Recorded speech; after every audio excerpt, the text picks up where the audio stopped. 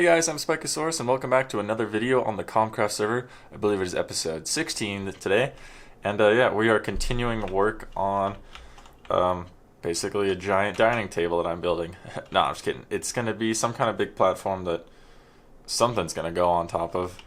Now, last episode I talked about how I want to make some race course, and I actually spent a little bit of time in a creative world planning that out. So I actually think I want to show you that right now. First, I'm just going to jump up there and get prepped for today's episode, just because I got to fill in more of that stone right there. Oh man, you can see I've done pretty much half of it, and I have more. I think I have a little more stone somewhere, but I'll probably have to do a little bit of mining. But anyways, let me just jump into my single player thing really quick, because I think it's pretty fun. Oh man, it is dark. So yeah, I was just working on this little tiny circuit, and how it works is this is the starting line and this is the timer. So it doesn't really matter how many blocks are in here, because it's only going to matter the blocks that go into this hopper. So that's how you're going to check your timing, and the amount of items times 0.4 seconds equals your lap time. So let me make sure I have an elytra on. How do I even check that? Jeez. Yes, okay, I got one. So you run the starting gate. Wow, okay, I hit that wall right there. But yeah, so imagine a course that I would set up. These are just kind of like random ones that I set up, but imagine, you know, some cool course where you're flying and doing all these crazy things, and then you have to end up like the winner is gonna be the first one on one of these landing pads, and there's gonna be 3 of them. But imagine, boom! So that just stopped the timer with some circuits, which I'll explain in a moment. But basically, if you walk back on these, I made it so when you walk, no matter how many times you step on these pressure plates, it's only gonna turn it off once, and then this thing is sort of like the reset switch. So it pulls this piston back down on sort of a T flip-flop type thing. So it basically means that now I can, now these pressure plates are sensitive again. So they would actually start the timer, but I put an iron door, so like you can't go back in and restart the timer unless you go back into the race. So yeah, my time would be 57 times 0.4, which I'm guessing it's around like 20 seconds. That would be my guess. I'm just gonna. Do I even have a calculator? I know there's a calculator on your phone. 57 times 0.4. So that would be 22.8 seconds. So that was my lap time. But the idea was to make it so there was sort of like 3 exit lanes with 3 timers, where the pressure plates would start 3 timer, like the starting line would start the 3 hopper timers at the same time. But then there'd be like a row of these guys, and make them a little bit longer. So like wherever the last gate is, then people are all flying into their respective, I don't know, landing pads, where those would all stop different timers. And then then the exit gates would be, I don't know, maybe directly out this way, and then hopper timers for each gate, and you could like check your times. And yeah, that's the general idea. Over here I was working on a timing system where like every 5 seconds, or what, you could choose the interval, but like depending on the amount of items in the hoppers, blocks would raise up here. And the whole point was, like, let's say you have spectators, and you could knock these blocks out. And the reason I didn't go with this design is because you'd have to break the blocks every time to reset it, and that was kind of stupid. But I thought it was a kind of cool idea. I need sand. Here we go.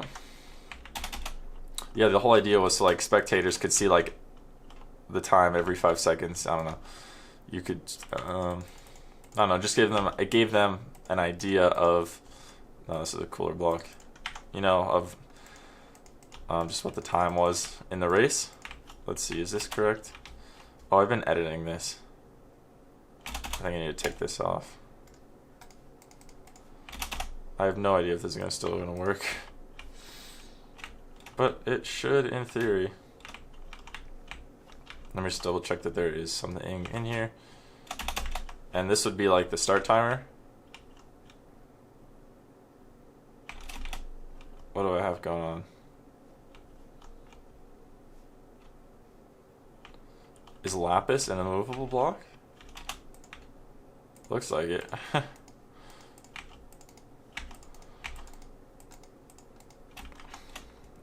Let's see if that worked. No, what is... Am I stupid? Oh, yes I am. Anyways, I had this thing where it's like, you know, I think I had it as like every 2 seconds this would go up, and then you'd make it look good, or something. I don't know. This is my first time ever like really trying something out with redstone, and then this would turn it off, and then that light signifies that this is off. And I'm sure this is like 3 times more complicated than it needs to be, but this is just kind of me. The only thing I knew how to do was a hopper timer, and then everything else I just kind of derped around with and figured it out myself. And then here, this was, you know, like my round 2. So anyways, we're gonna jump back into COMCRAFT because that's sort of the point of this episode, and I should go home and go to sleep for daytime. And I need to check my stone deposits because I need to get some more stone. And then I think the race course is going to be, you know, it's going to have to do with this thing. I don't know if it's going to be like the starting is going to be below it, or it's like all going to be on top of it, and this is sort of going to be like the race platform, and then all the racing is going to be like in the mountains. I haven't really planned it out at all. Let's check out if we have any more stone. I'm probably like fresh out actually now that I think about it. Oh. Yeah. And there's not much cobble left. So I basically have run out of stuff. So I'm going to have to do a stone mission. Let's see if back works. But for now, I'm just going to get this this platform finished, and I will update you in just a moment. Okay, so I'm in my storage area because we have run out of stone. Text message. And we need to, and I wanted to get a bunch more stone, so I have a bunch of cobble, but I don't know if I want to wait for this to turn into, you know, stone via furnaces. So I was kind of thinking, since I have silk touch, that's why we're here. We're here to get my efficiency 5, but you can see we don't have mending on this guy. So I think my plan was to go and run around and get a bunch of emeralds, so we could go buy a mending book from my fellow villager. And I think it's 36 emeralds. So that's what, I don't even know the math, but I think I need 27 emeralds. Now I do know that there's a bunch of coal seller guys, but I guess I don't even have any coal. So you know what? Let's see. I think for now, since I have excess diamonds, I think I'm just going to, I believe I can do this. I'm just gonna spruce up the energy levels. Do I not have, and I don't even have any sticks. I bet I do at my dump chest. No sticks. Alright, so do I even have an axe? Yes, I have an axe. So I'm gonna go get some sticks so I can make an axe, and then we're just gonna repair that, and then we're gonna go gather some coal in the place by the mesa where our beacon is. That's all I need in terms of sticks. Back. Let's see, sticks, and then what was that? Well, I totally had a whole plan. Oh yeah, go get a bunch of coal, then trade it to all these different villagers that I know where they exist, and then that should get us enough emeralds to. Wait, this is not where I need to be. That should give us enough emeralds to get a mending book. Let's see if I can make it over this. Nice. Oh yeah, get a mending book, and then we should have. What was I saying? Enchantment costs 9. Of course it costs 9. But yeah, then we'll have a mending pickaxe, and all will be well. Yeah, I accidentally died. Something weird happened. I don't know, but I was AFKing in like a little hut, and then somehow I got out of the hut and was by my house, and I died. So I lost a bunch of good stuff, but that's okay. Like I lost a mending elytra, but as you can see, we have plenty of extras. So what was I doing? Oh yeah, I'm gonna grab a sword, which I believe I left here too, and then we're gonna go get some experience. The benefits of having these different homes is it cuts my time to like maybe 20 minutes to just get to this place versus just like typing it on the keyboard. It's super nice. Saves me a lot of time, especially because, oh, I think that is all we need. What?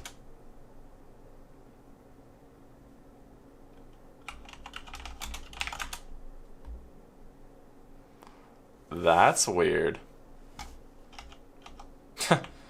I do not understand that. Am I really stuck here? Warps, dude. Dude, what?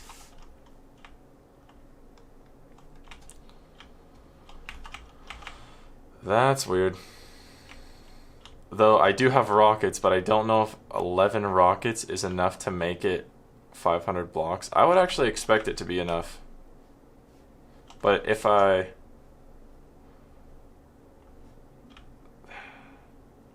Oh, I just realized I'm dropping out of camera. Well, this is an interesting development. Why would I have no commands here? Do I have any wood? No. You know what? I'm just going to say screw it, and I'm going to go ask the owner what the heck just happened. Hopefully we've waited long enough, and hopefully the problem has been resolved with not having access to the commands.